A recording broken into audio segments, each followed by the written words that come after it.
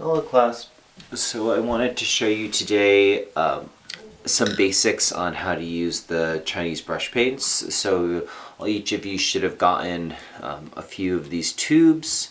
And so what I'd recommend for testing out your materials in the beginning exercises is to use a darker color of ink.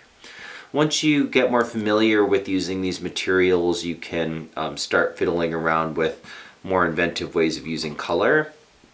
But for now, just start with one of the darker inks, put it on a palette or a piece of tin foil to get started, and hopefully you've already sprayed down your paper to make it flatter. So there's a couple things to know about Chinese brush painting ink.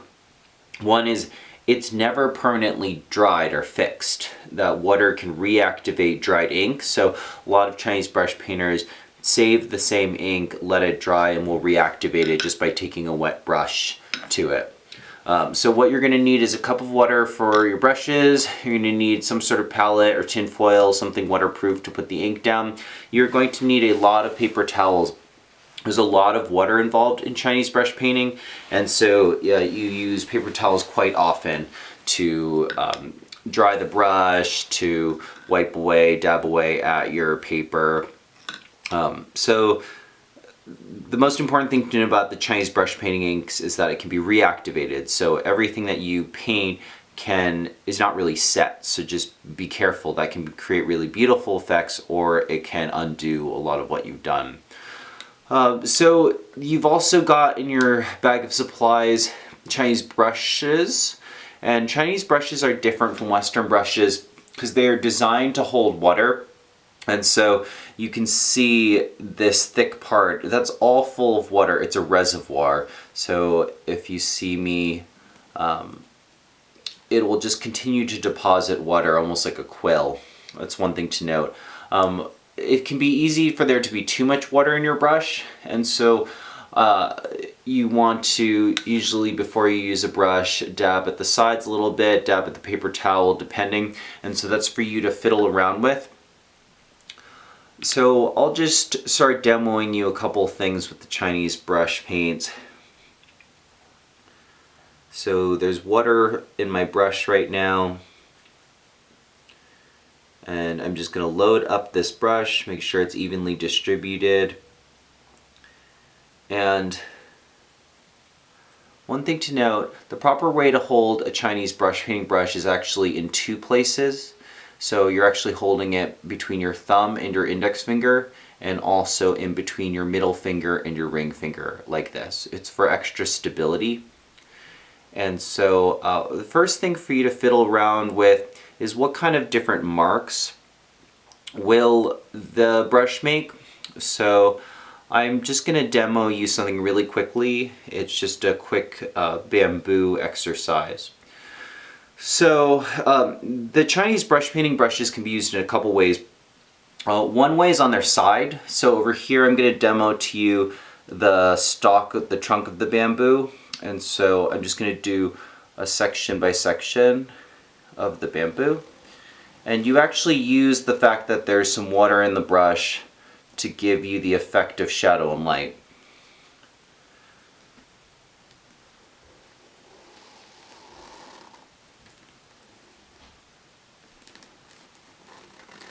And just by varying the pressure, you can suggest different contours and different light situations. So that's using the brush on its side. Now stabilizing the brush, I'm going to add some bamboo leaves. And the thing to note about Chinese brush painting, oftentimes you see things happening in threes. So I'm going to have 3 little branches coming out from the main stalk of the bamboo. 1, 2, 3. And what's a common rule of thumb is long, medium, short for any multiples. And there was some water on some practice that I did that the ink is bleeding into. And I'll show you guys in a second a strategy to do that on purpose. So then once I've held the brush straight, that gives me the fine lines. So then if I follow these, and if I angle the brush a little bit, I can create a cluster of bamboo leaves.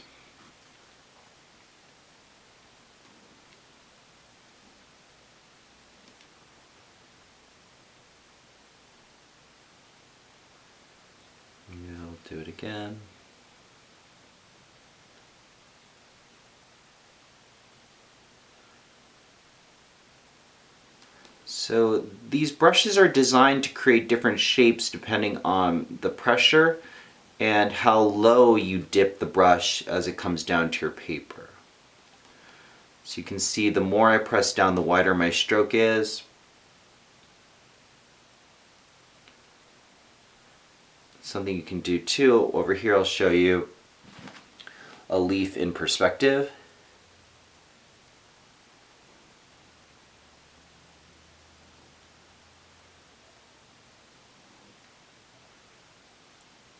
So that's just the bamboo. So the first thing you want to do is fiddle with what different shapes, marks your brush can make. So I'll show you some of that on the side over here. So this is a bamboo leaf stroke. You can do a straight line by going straight up and down. You can hold it to its side. For a broader stroke, that's how I did the stalk of the bamboo. My aunt is a Chinese brush painting master, and I see her do this quite often. There's no erasing in Chinese brush paints, but you can go over something. So you can take water as a way to try to erase. So say I wanted to make this another bamboo stalk. I can take my bigger brush, I saturate this area. I can carefully actually pull up some of the ink before it's set. And so water becomes really important. The Chinese word for Chinese brush painting actually means mountains and water. It translates roughly as mountains and water because what's depicted is always mountains and water pretty much. My aunt says that you only use Chinese brush painting to paint what is alive. But for someone like me whose definition of life is really broad, I take a lot of liberties with that. So experiment with how to use the brush, the different shaped strokes you can create. I'll send some other links with Chinese brush painting masters. But there's a real elegance with the way that form can be suggested so quickly with the brush, with just the right angle and grace.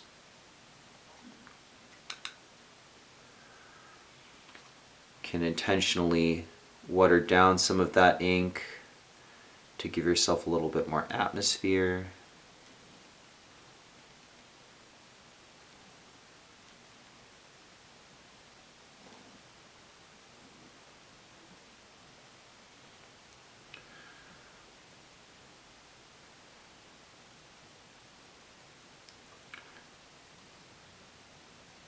But yeah, just experiment with what these unique brushes can do. This was all done with what's called the mountain brush. It's a fine brush. And I'll show you with the bigger brush, we might slip in a little bit of atmosphere.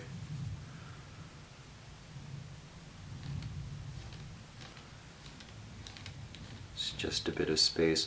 Water in a Chinese brush painting, depictions of water are usually the negative space, or almost always the negative space. And so oftentimes the negative space of the page becomes a waterfall or lake in context.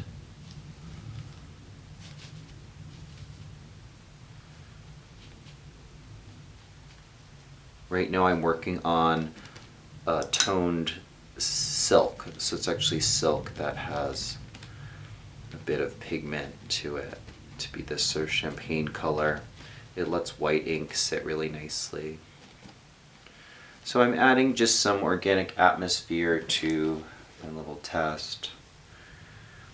And when your brush painting is wet, it's always going to be darker in that area. One thing you should note is I have a towel down. You should have some fabric underneath your paper. There's so much water involved that it will saturate whatever surface you're on. So you want to be careful. So I'm carefully cultivating a bit of atmosphere for this, and it's reactivating some of the ink.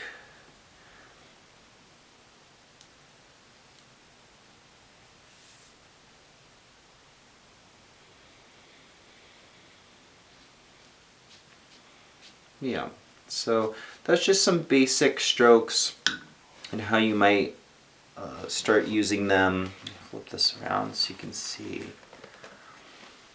It was just the same brush really for all the rendering. The idea of Chinese brush painting is similar to Impressionism. The goal is to achieve realism or give information about light or form with as few strokes as possible, as simply as possible. So this is a more realistic way of using the brush paints, and now I'm going to show you what a more looser way of using these brush paints are. And so I'll also get a bit of color to fiddle around with. So I've got some blue, just lighter blue, and then I'll show you the larger brush. So it's up to you guys what you want to do with these brush paints. You can do traditional imagery like bamboo or birds or landscape, or you could also work abstractly. So for this, what I'm going to do is I'm going to spray my sheet of silk until it's already wet.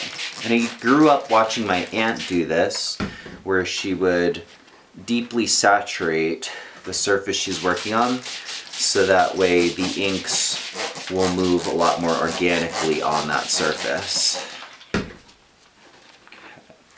So this should be fully wet. And I'm going to use the bigger brush.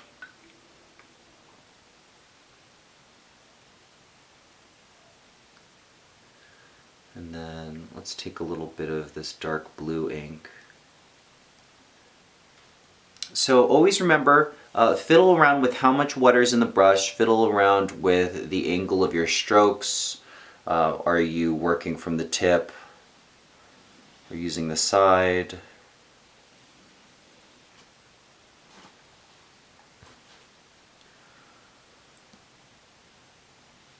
So I'm just sort of introducing water into this.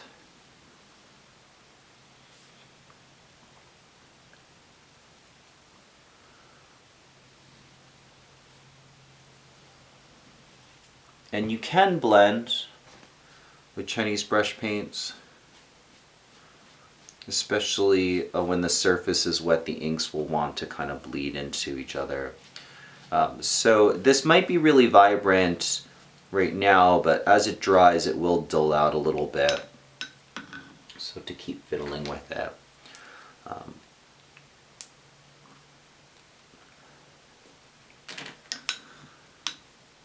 So I'll show you, I'll dry out some of the water in the brush, and then we'll do what's called a dry stroke. I can do a light blue bamboo. So for bamboo, you hold it on its side, press a little bit at the junction of the bamboo. Oops.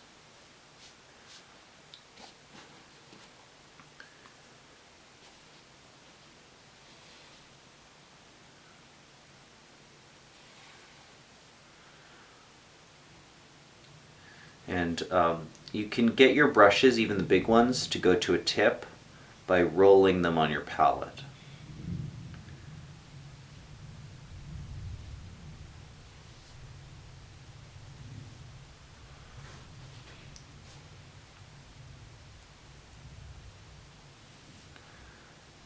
So I can get the same bamboo leaf stroke that I showed you guys on the other demo with the bigger brush, and just creates a bigger mark. So I'm creating kind of this abstract bamboo.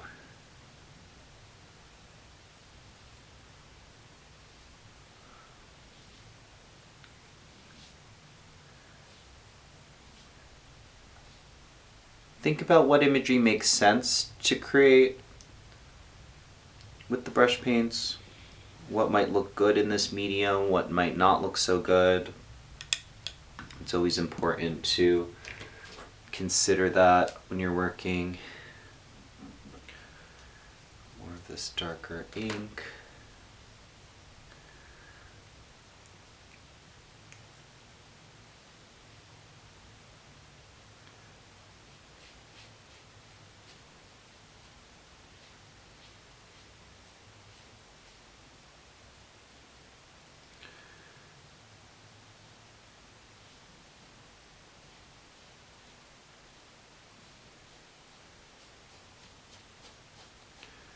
So there's a few different schools of Chinese brush painting. Some of them are much more traditional and almost calligraphic. Others are a little more contemporary, a little more experimental. Others are a little more abstract. There's one style called the meticulous style where everything is very tightly rendered, almost like aligned Western realism.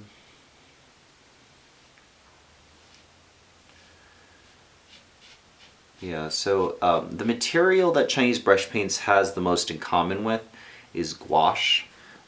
Gouache can also be reactivated with water, just like the Chinese brush paints can. So if you are going to fiddle with soaking the paper first, like I'm doing in this demo, what you want to do is make sure that you're using lots of ink if you do that, because the water will tend to wash out.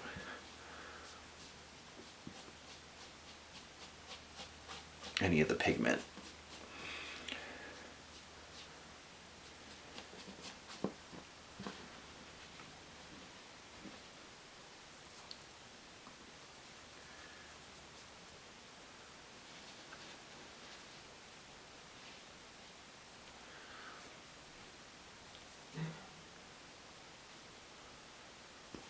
So it's up to you what you guys do with this, but I do want you to consider how your choice of imagery relates to the materials or ignores and denies those materials.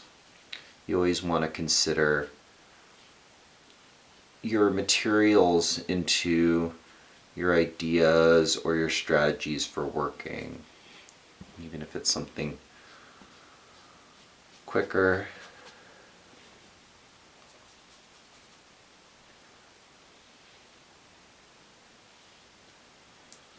What's neat too is once this is dry, I could go back into it, reactivate the inks.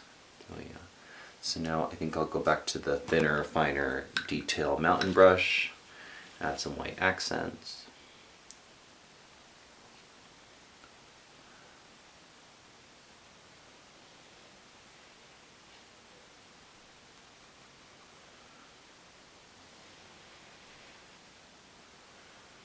The organic texture that you will get with Chinese brush painting is what's one unique aspect of these materials, and something that I'd fiddle around with for how to cultivate.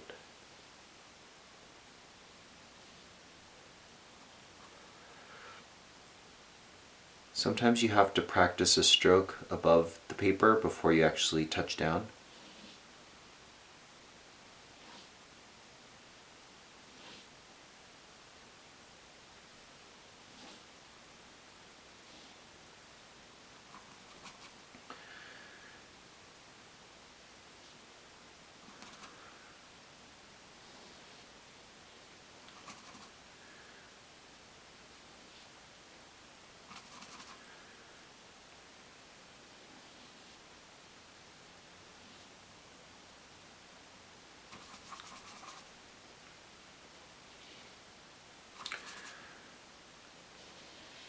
Yeah, so that's just some basics for how to work with the Chinese brush paints.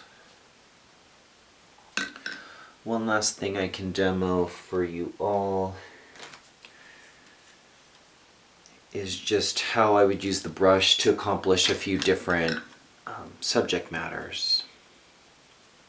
So once I darken this, Negative space is really important in Chinese brush painting. Traditionally, Chinese brush painting artists, a lot of them were working on long vertical formats with the scrolls. And so the way that perspective was developed in the East related to that scroll format. And so the difference between Western perspective and Eastern is Western perspective, it has a fixed vantage point. The viewer is always in one spot looking at the imagery from one location and one height. With Chinese brush painting in those landscapes, depending on where you're at in the scroll, the vantage point will actually change. And so you may be looking down at a mountain at one point, then up at a mountain at another.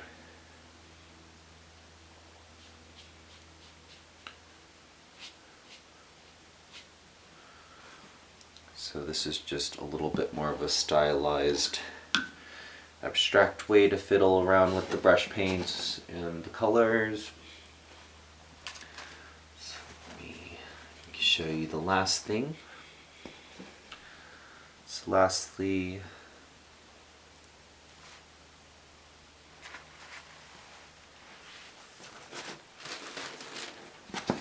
you can see how much it bleeds through and why you need to put a cloth underneath. Lastly, I will show you how to achieve certain phenomenon.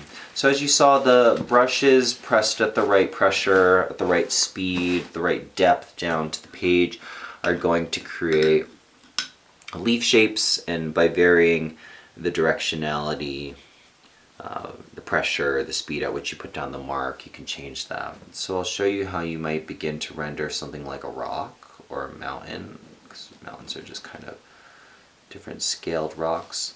One way that a lot of the Chinese brush painting landscape artists begin a piece is just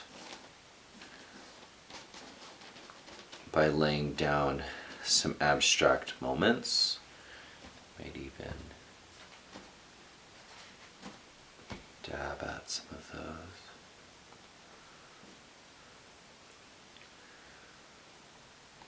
I'll render out a little landscape.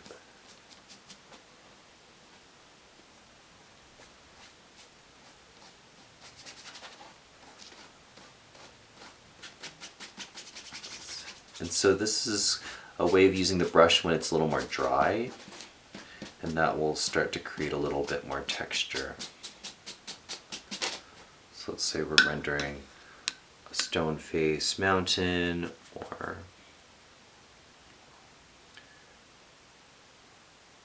rocks in a castle.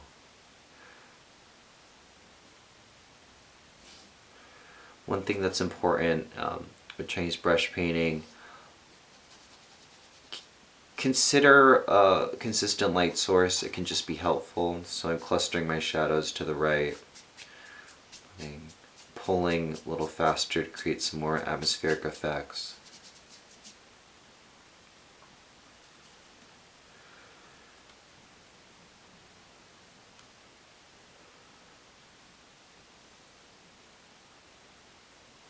One strategy with the brush paints is to kind of go into the organic forms.